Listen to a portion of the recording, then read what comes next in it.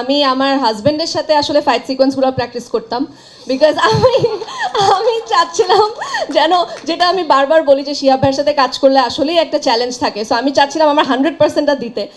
আমি যখন বাসায় যেতাম আমার যেহেতু লুকটা চেঞ্জ করা হয়েছিল, আমি আসলে কি বলবো, এটা শ্যুট করার আগে থেকেই আরও প্রায় আমি এবার ঈদে আসলে এই প্রজেক্টটা করার জন্য আসলে কোনো কাজ করিনি। তো শ্যুট করার আগে থেকেই আসলে মানে যতবারই আয়নার সামনে দাঁড়াতাম ততবারই আসলে মানে মনে হচ্ছে যে গোলাম মামুনি দাঁড়িয়ে আছে। সো আমার হাঁটা চলা সব কিছু, সো আয়নায় প্রতিনিয়ত আমি সে গোলাম মামুনকেই দেখতাম, এবং গোলাম মামুন শেষ করার পরে প্রথম যে কাজটা করেছি সেটা দাড়ি কেটে ফেলেছি যাতে একটু অপূর্বকে দেখতে পাই। তো অনেক দিন ধরে গোলাম মামুনের সাথে ছিলাম, এবার একটু গোলাম মামুন থেকে বের হয়ে একটু অপূর্বকে দেখতে চেয়েছিলাম হচ্ছে আয়নাতে। তো এটা হয়। সাবিলা আনসারটা করে নিক। আমি সত্যি বলবো নাকি বুঝতেছি না, কিন্তু আমি অনেকটুকুই রাহি ছিলাম যখন সেট থেকে বাসায় যাচ্ছিলাম, কারণ আমি আমার হাজবেন্ডের সাথে আসলে ফাইট সিকোয়েন্সগুলো প্র্যাকটিস করতাম বিকজ আমি চাচ্ছিলাম যেন, যেটা আমি বারবার বলি যে শিহাব ভাইয়ের সাথে কাজ করলে আসলেই একটা চ্যালেঞ্জ থাকে, সো আমি চাচ্ছিলাম আমার 100%টা দিতে।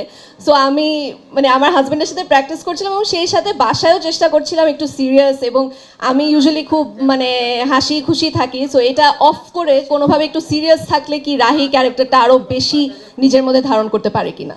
মানে কত পুরনো রাগ তুমি এটা রিহার্সাল করতে গিয়ে নিহালের উপরে ছেড়েছো আর কি, নিজের হাজবেন্ডের উপরে।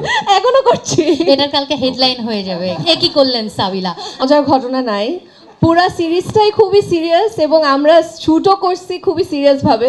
সো আমার মনে হয় না আমাদের কোনো কাস্টেরই খুব মজার কোনো ঘটনা আছে, বাট অবশ্যই পুরো জার্নিটা খুব মেমোরেবল ছিল।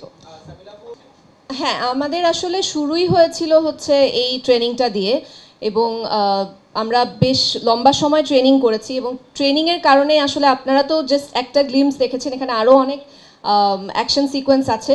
তবে আমার জন্য বিশেষ করে জিনিসটা কিছুটা কঠিন ছিল, কারণ আমি এর আগে কখনো এই ধরনের ক্যারেক্টার করিনি বা এই ধরনের কোনো প্রিভিয়াস আমার এক্সপিরিয়েন্সও নাই, সো কঠিন ছিল। তবে আমাদের যিনি, না ওকে দেখে মনে হয় না যে প্রিভিয়াস এক্সপেরিয়েন্স, উনি স্কুলে অনেক মারামারি টাইমারি করতেন নাকি? হ্যাঁ, বাট সেটা তো বলা যাবে না, তাই না?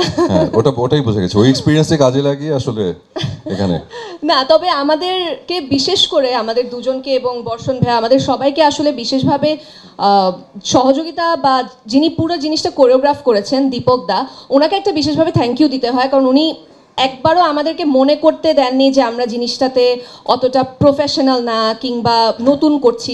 সো এত স্মুথলি পুরো জার্নিটা ছিল যে আমরা আমাদের 100%টা ফাইট সিকোয়েন্সে দিতে পেরেছি, এবং সেই সাথে অপূর্ব ভাইয়া তো মানে অপূর্ব ভাইয়ার সাপোর্ট তো আমার জন্য বাই ডিফল্ট। আমি জানি যে অপূর্ব ভাইয়া যে প্রজেক্টে আছে সেই প্রজেক্ট আমার খুব একটা বেশি কিছু করতে হবে না, সামহাও আমি মানে উতরা যাব। না, এটা একটা টিম ওয়ার্ক। তো মানে থাকে না যে একলা ভালো করে আসলে কোনো লাভ নেই, কারণ যখন বলবে যে গোলাম মামুদ সিরিজটা সবাই খুব ভালো করেছে, এইটা আনন্দ আমরা সবাই ভাগ করে নিব। তো কেউ একজন ভালো করছে, কেউ একজন ভালো করছে না, সেটা না, ইটস আ টিম ওয়ার্ক। আমরা সবাই ভালো করেছি, এটা হচ্ছে সব থেকে বড় কথা, এবং সেটা দর্শকরা যখন সিরিজটা রিলিজ পাবে 13ই জুন সেটা সবাই দেখতে পাবেন। ওহো। জি।